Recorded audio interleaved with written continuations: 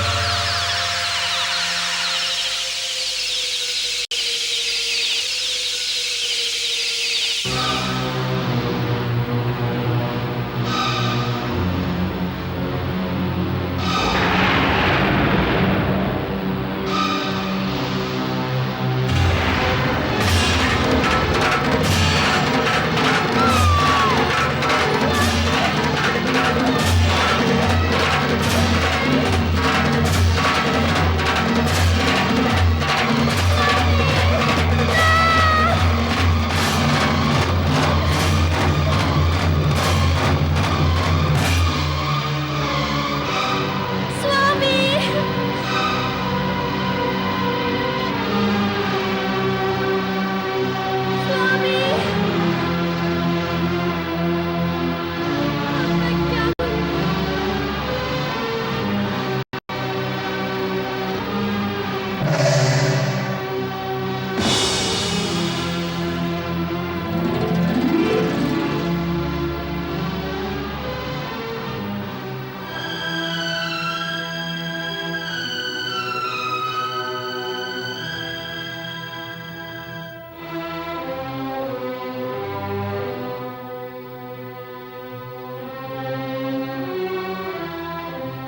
ये बड़वानल अग्नि तो जगत का सर्वनाश कर देगी।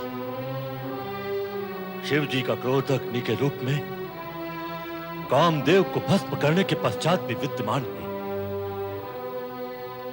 कुछ उपाय करना होगा। ओम नमः शिवाय।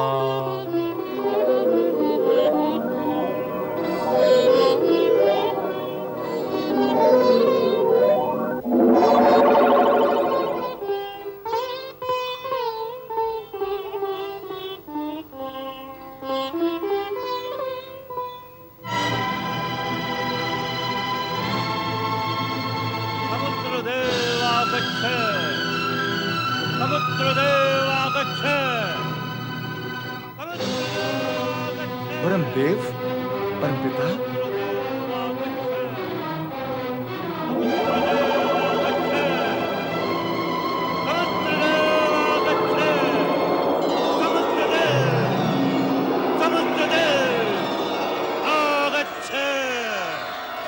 परमपिता परमदेव, समुद्र का नमन स्वीकार करें और आज्ञा करें मैं किस प्रकार से आपकी सेवा कर सकता हूं।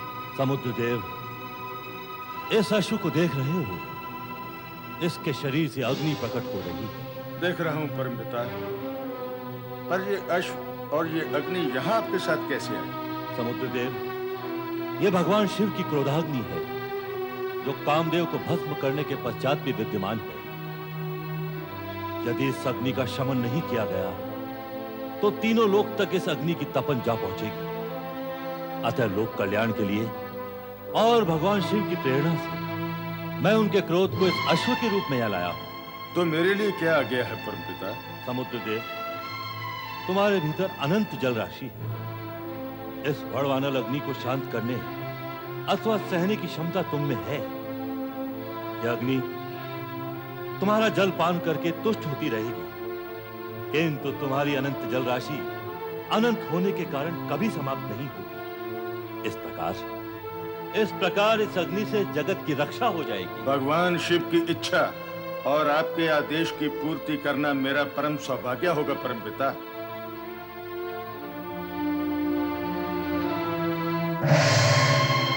हे अश्व,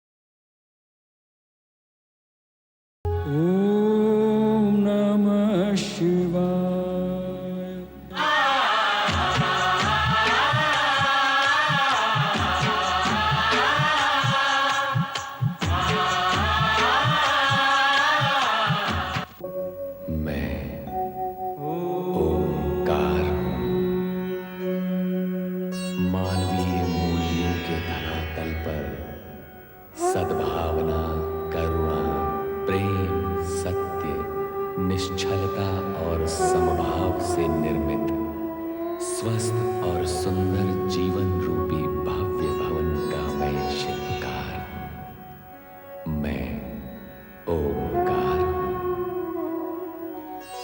ब्रह्मा जी की कथा पूर्ण होने पर सभी देवगण शिव की आराधना का निश्चय करते हैं। उधर पार्वती जब सखियों के साथ शिव आराधना के लिए प्रस्तुत होती है तो मैनाक क्रोधित होकर शिव का विरोध करता है, किंतु हिमालय राज युवराज मैनाक को समझाते हैं और पार्वती को शिव आराधना की आज्ञा देते हैं।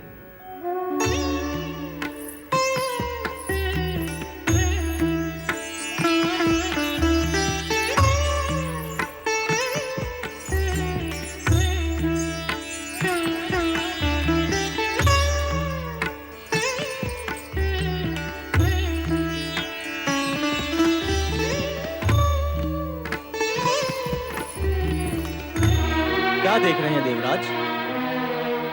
मेघदेव, मैं देख रहा हूं कि हिमालय राजपुत्री पार्वती कितनी श्रद्धा और कितने समर्पण भाव से शिव आराधना में संलग्न है।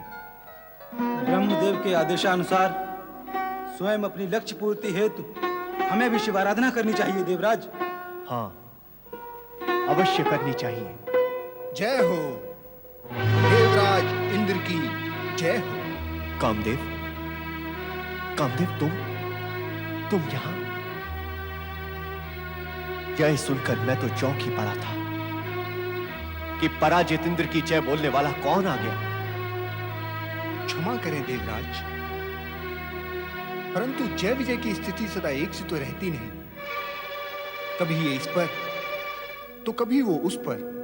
विधाता ही जानता है कामदेव कि ये जय और पराजय का क्रम कब समाप्त होगा। आप मुझे आज्ञा करें देवराज, मैं आपकी क्या सेवा कर सकता हूं? मेरी सेवा करने के लिए तुम्हारा ये पूछा गया प्रश्न ही मेरे लिए बहुत बड़ी सेवा है कामदेव। नहीं देवराज, मैं शब्द सेवक नहीं हूं, कार्य सेवा का इच्छुक हूं। प्रतिपति, यदि तुम मेरी सहायता करने के लिए इतना ही कटिबद्ध हो तो मेरे लिए एक कार्य करो। आज्ञा करें देवराज। वहां देख रहे हो नीचे उस हिमगिरी के शिखर पर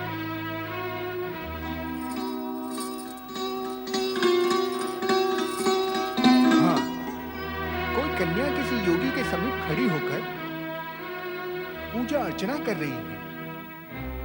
कामदेव, वो कन्या हिमालय राज की पुत्री पार्वती है और वो योगी कोई और नहीं, स्वयं कैलाशपति देवादिदेव शिव शंकर है।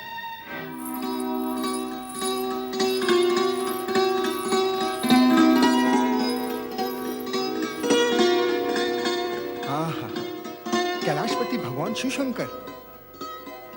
ओम नमः शिवाय।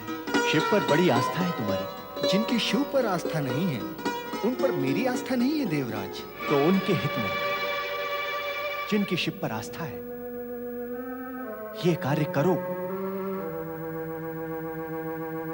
पार्वती की निष्ठापूर्वक पूजा का ध्यान में लीन शिव शंकर कोई उत्तर नहीं दे रहे। यदि शिव केवल एक बार पार्वती की ओर अनुराग भाव से देख ले तो पार्वती की आराधना और विधाता का उद्देश्य पूर्ण हो जाएगा। विधाता का उद्देश्य? हाँ कामदेव, शिव के प्रसन्न होने पर ही उनका विवाह पार्वती से संभव होगा। शिवपुत्र द्वारा ही उस तारकासुर का वध होगा जो हम देवताओं से स्वर्ग का अधिकार छीनकर हम पर अत्याचार कर रहा है और जिसके कारण हमारी ये दुर्दशा है। मेरे द्वारा शिव जी के मन में अनुराग उत्पन्न करने से यदि आपकी स्थिति में सुधार संभव है, पुनः स्वर्ग का राज्य प्राप्त होना संभव है, तो मैं सहर्ष इस कार्य को करूंगा देवराज। कामदेव, यदि ये कार्य आपके द्वारा संपूर्ण हो जाएगा तो समस्त देवगण आपका आभारी रहेगा। यदि ऐसा है तो मैं रति को साथ लेकर इसी समय हिमगिरी शिखर पर जाकर इस शुभ कार्य को संपन्न कर डालता हूं। मेरी मंगल कामनाएं तुम्हारे साथ है कामदेव।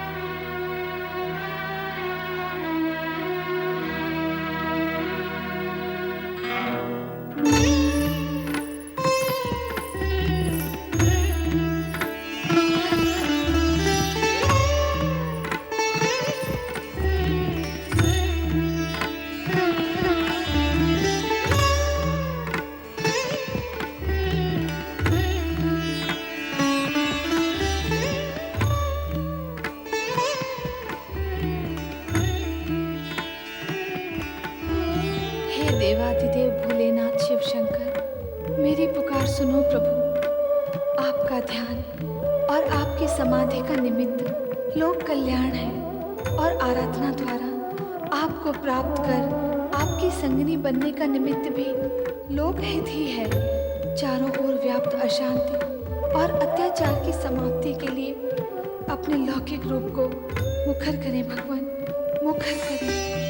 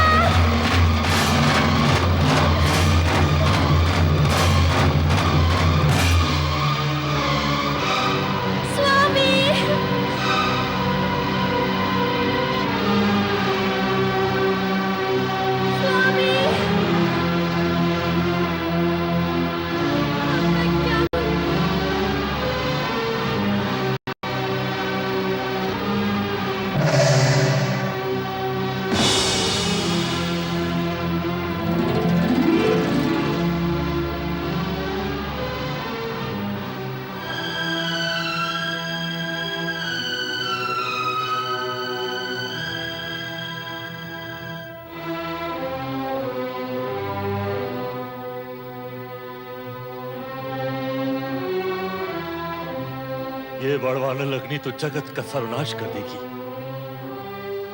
शिव जी का क्रोध अग्नि के रूप में कामदेव को भस्म करने के पश्चात भी विद्यमान है। कुछ उपाय करना होगा। ओम नमः शिवाय।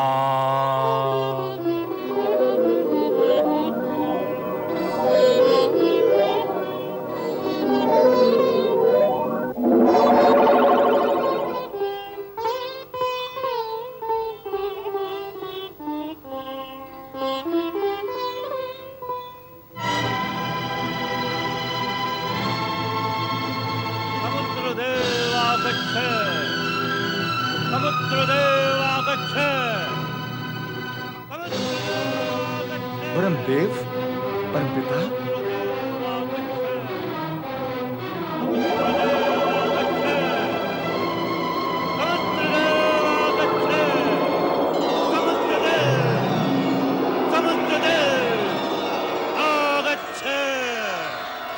परम पिता ब्रह्मदेव, समुद्र का नमन स्वीकार करें और आज्ञा करें मैं किस प्रकार से आपकी सेवा कर सकता हूं। समुद्रदेव, इस अश्व को देख रहे हो? इसके शरीर से अग्नि प्रकट हो रही है। देख रहा हूं परम पिता, पर ये अश्व और ये अग्नि यहाँ आपके साथ कैसे आई? समुद्रदेव, ये भगवान शिव की क्रोधाग्नि है जो कामदेव को भस्म करने के पश्चात भी विद्यमान है। यदि इस अग्नि का शमन नहीं किया गया तो तीनों लोक तक इस अग्नि की तपन जा पहुंचेगी। अतः लोक कल्याण के लिए और भगवान शिव की प्रेरणा से मैं उनके क्रोध को इस अश्व के रूप में यहाँ लाया हूं। तो मेरे लिए क्या आ गया है परम पिता? समुद्रदेव, तुम्हारे भीतर अनंत जल राशि है। इस बड़वानल अग्नि को शांत करने अथवा सहने की क्षमता तुम में है। यह अग्नि तुम्हारा जल पान करके तुष्ट होती रहेगी, किंतु तुम्हारी अनंत जल राशि अनंत होने के कारण कभी समाप्त नहीं होगी। इस प्रकार इस अग्नि से जगत की रक्षा हो जाएगी। भगवान शिव की इच्छा और आपके आदेश की पूर्ति करना मेरा परम सौभाग्य होगा परम पिता।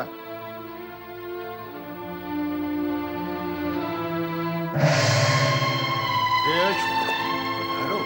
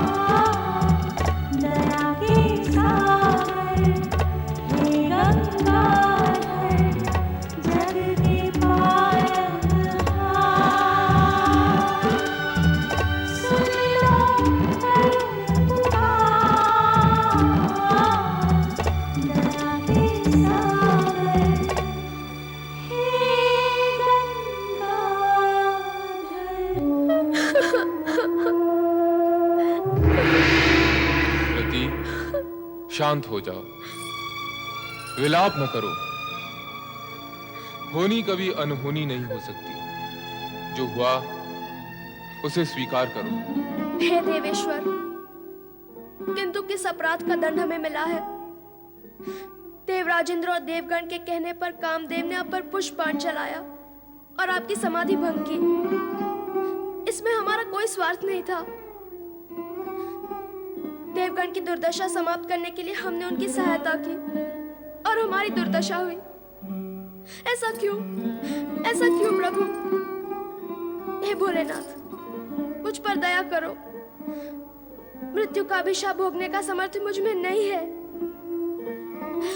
कामदेव को जीवित कर दो, मैं उसके बिना नहीं जी सकती। मुझ पर दया करो प्रभु, कामदेव को जीवित कर दो। देवाधिदेव, देवाधिदेव, कामदेव निरपराध है। कामदेव ने तो हम देवताओं के कल्याण के निमित्त आपकी और देवी पार्वती के मन में अनुराग उत्पन्न किया था। कामदेव को क्षमा कर उसे पुनर्जीवित करें। देवाधिदेव, उसे पुनर्जीवित करें। विधि का विधान अटल होता है। वो चाहे देव हो, देवी हो, दानव हो, मानव हो, हर किसी को अपने किए हुए कर्मों का फल भुगतना ही पड़ता है। हे भोलेश्वर, कामदेव को क्षमा कीजिए। उसने जो कुछ किया वो स्वार्थ की नहीं, परमार्थ की भावना से किया है, इसलिए उसका अपराध क्षम्य है। हे भोलेश्वर, कामदेव को पुनर्जीवित कीजिए। उसकी पत्नी रति पर दया कीजिए। हाँ भगवान, रति पर अपनी दया कीजिए। कामदेव को पुनर्जीवित करें, ऐसी हमारी आपसे विनम्र प्रार्थना है। हे भोलेनाथ, यदि आपने कामदेव को पुनर्जीवित नहीं किया तो मैं भी अपने प्राण त्याग दूंगी। यही प्राण त्याग दूंगी। हमारी समाधि भंग करके हमें योग से भोग की दिशा में ले जाने के दुष्कर्म में तुम कामदेव की सहभागिनी रही हो। जो कुछ अनर्थ हुआ उसका परिणाम कामदेव ने भोगा। कुछ अंश तुम्हें भी भोगना होगा। हे भोलेश्वर, मैं आपसे दया की भिक्षा मांग रही हूँ और आप दंड की व्यवस्था कर रहे हैं। दंड की व्यवस्था तो हो चुकी है रति, अब तो प्रायश्चित करने की व्यवस्था शेष है। करूंगी भोलेनाथ, मैं प्रायश्चित करूंगी। तो सुनो रति, तुम्हारा पति कामदेव हमारे तीसरे नेत्र की ज्वाला से भस्मीभूत होकर भी मृत्यु को प्राप्त नहीं हुआ है।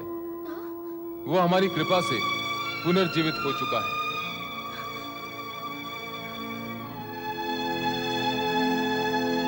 वो लौकिक नेत्रों से दिखाई नहीं देगा।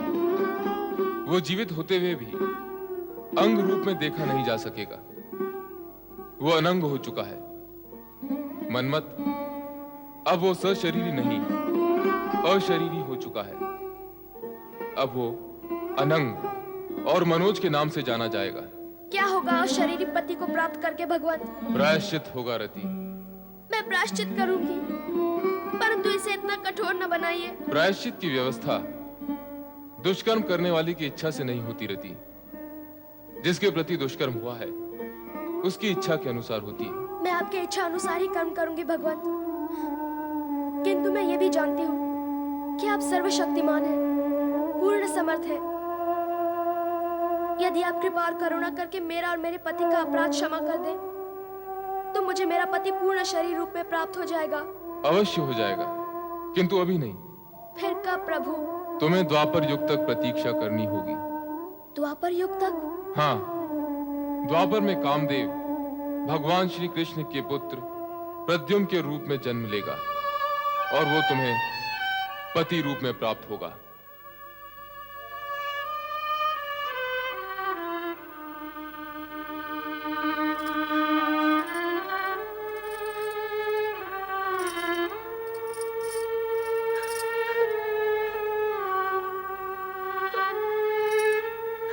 धीरज धरो रति। भगवान शिव ने जो कुछ तुम्हें कहा है सत्य अवश्य होगा। द्वापर में तुम्हें कामदेव पुनः प्राप्त होंगे। नारायण नारायण। रति,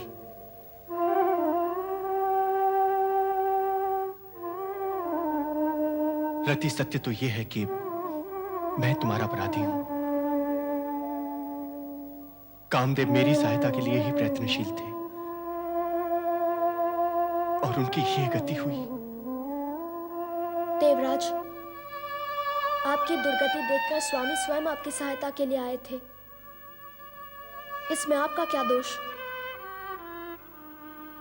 कौन जानता था कि यह परिणाम होगा?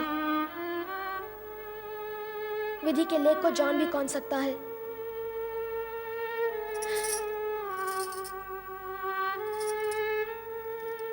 अब तो मेरा केवल एक ही सहारा है, प्रिय काम की ये भस्म।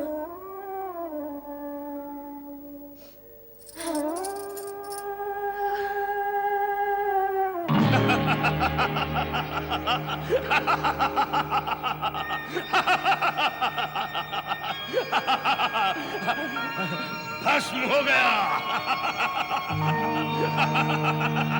और क्या होना था? यही होना था।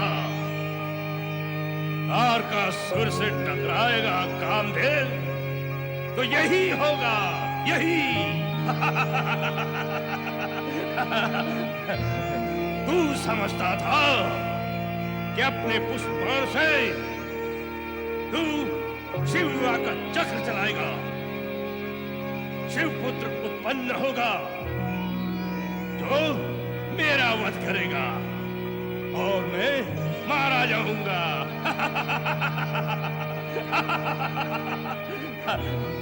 सारा जगत जानता है कि कौन मारा गया।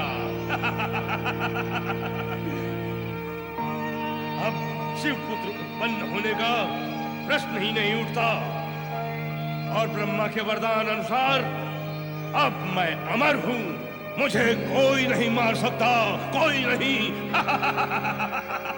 सेनापति, क्या कोई मुझे मार सकता है? नहीं महाबली, जिसको मरना होगा वही आपको मारने की बात सोचेगा। तो हो जाए इस प्रसन्नता के अवसर पर कुछ आनंद, कुछ रंग, कुछ तरंग। आज्ञा करें महाबली। तो जाओ, ले आओ इंद्र की बंदी अप्सराओं को जो कामदेव के मरण पर आंसू बहा रही है। कहो उन्हें कि हमारे सामने नृत्य करें। जाओ। जो आज्ञा महाबली। मदिरा।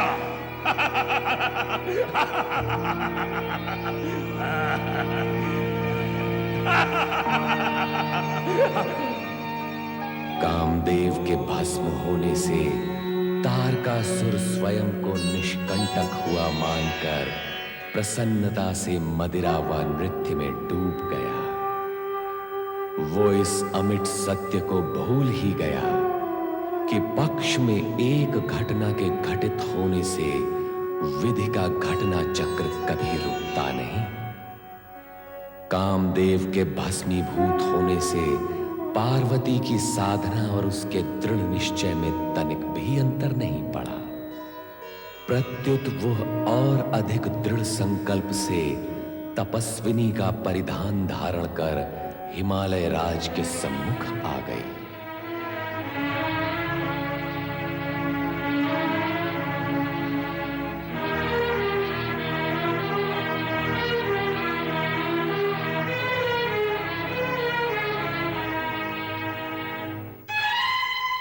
पुत्री पार्वती और तपस्विनी के वेश में? हाँ पिताश्री, आपकी ये पुत्री तपस्या करना चाहती है। पुत्री, मुझसे ना तो तुम्हारा ये वेश देखा जा रहा है और ना तुम्हारी इच्छा सुनी जा रही है। यदि पिता होकर आप मेरे मन की बात नहीं सुनेंगे तो फिर कौन सुनेगा? मुझे तपस्या की आज्ञा दें पिताश्री। कामदेव के भस्म होने के पश्चात अब शिव आराधना का क्या अर्थ है पुत्री? सब व्यर्थ होगा। मेरी बात मानो, मैं तुम्हारे लिए किसी योग्य वर को खोजकर तुम्हारा उससे विवाह कर दूंगा। नहीं पिताश्री, नहीं। ऐसे कठोर कठोर शब्द सुनना भी मेरे लिए अब कर्म है। मैं जन्म जन्मांतर के लिए सदाशिव को पति के रूप में स्वीकार कर चुकी हूँ। अब अन्य किसी की कल्पना करना अथवा नाम सुनना मेरे धर्म और चरित्र के विरुद्ध है, विरुद्ध है। पार्वती, अपनी वाणी पर संयम रख और साथ ही अपने माता पिता की मर्यादा का ध्यान भी रख। तेरे शब्द और तेरी वाणी सब कुछ तेरी आयु से आगे आगे भाग रहे हैं। मैंने क्या किया है माँ? अब तक तो विशेष कुछ नहीं किया है, पर आगे जो कुछ तू करने का विचार कर रही है, क्या वो उचित है? तू राजकुमारी है। राजमहल में राजपाट के मध्य तेरा पालन पोषण हुआ है। शिव के निमित्त शिव आराधना और तपस्या करने की अनुमति मैं तुझे सर्वथा नहीं दे सकती। मैं तेरे कोमल तन को तपस्या की अग्नि में तुझे कभी नहीं झोंकने दूंगी, कभी नहीं झोंकने दूंगी।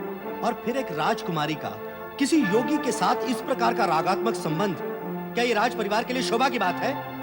इसमें अशोभनीय क्या है? है कोमल राजकुमारी का कठोर योगी से अनुराग आज तक देखा सुना नहीं गया। जो आज तक नहीं हुआ वो अब भविष्य में होगा तो अनुचित होगा, ऐसा किस ऋषि अथवा मुनि ने कहा है? तुम तर्क बहुत करने लगी हो पार्वती। अपने उचित पक्ष को प्रमाणित करने का प्रयत्न तर्क नहीं होता। मैनाक, तुम और तुम्हारी माँ दोनों शांत हो जाओ। हठ, क्रोध और उत्तेजना से हम किसी निर्णय पर नहीं पहुंच सकेंगे। मैंने निर्णय लिया है कि पार्वती को तपस्या की अनुमति दे देनी चाहिए। पिताश्री। पिताश्री, आपने ये निर्णय सोच विचार कर किया है? क्या तुमने ये प्रश्न मुझसे सोच विचार कर किया है? आप तो मेरे किसी विचार से सहमत हैं ही नहीं।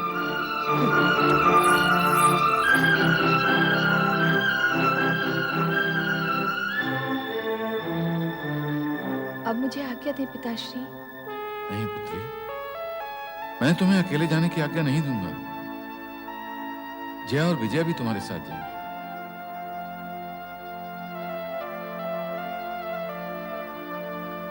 अब मुझे आज्ञा दे माँ। पार्वती, मेरी पुत्री, मेरी पुत्री।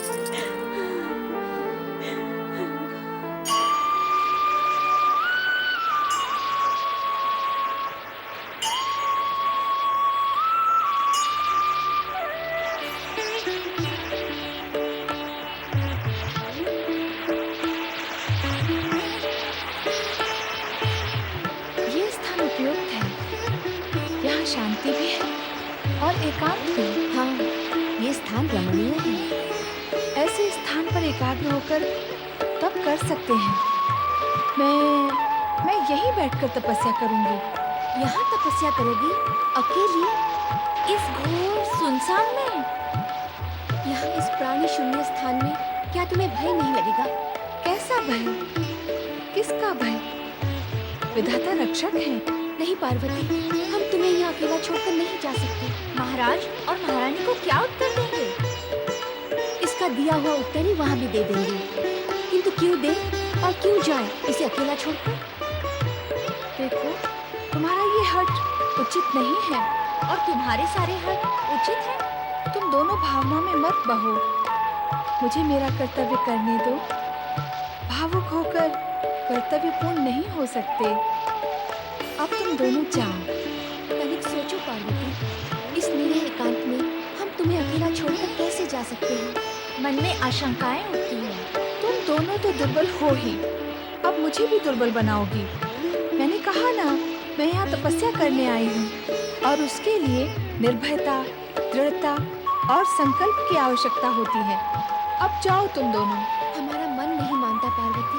मन की मत सुनो, बुद्धि से काम लो। क्या शिव की आराधना करने वालों को कोई भय हो सकता है? शिव मेरे साथ हैं। तुम निश्चिंत होकर जाओ। जैसी तुम्हारी इच्छा, किंतु समय समय पर हम तुम्हारी जानकारी लेते रहेंगे।